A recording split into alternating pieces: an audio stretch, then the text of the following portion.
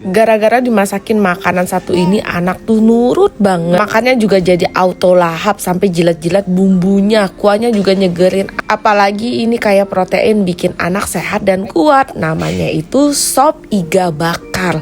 Siapa sangka bikinnya tuh segampang ini. Rebus dulu iganya. Biasa aku bilas sekali dengan air baru lagi. Lanjut masukin aromatik yang sudah aku tulis. Tambahkan juga sayur-sayuran seperti wortel, kentang. Pakai bawang putih dan bawang merah yang sudah dihaluskan, ditutup masak sekitar 2 jam sampai empuk kayak gini. By the way, dagingnya itu aku pesan di Jawa Rami. Dagingnya berkualitas dan banyak promo di e-commerce. Setelah iga empuk, kita angkat iganya dan kita tambahkan seasoning lain untuk jadi kuah dari sop iganya. Nah, sekarang kita bikin bumbu bakaran iganya. Pakai mentega, pakai bawang putih, bawang merah, ditambah gula merah, kecap dan saus botolan juga. Terakhir kita masukin daging iga yang tadi sudah kita rebus, kira-kira dicampur rata kayak gini. Setelah itu tinggal kita angkat dan kita grill di atas pan aja. Sop iga bakar ini cocok juga nih buat jadi menu buka puasa nanti. Nah, kalau kalian pengen beli daging, langsung beli aja di Jawa Ramit. Jelas terjamin kualitasnya, dikemas secara higienis, aman, disimpan lama, dan banyak promo menarik.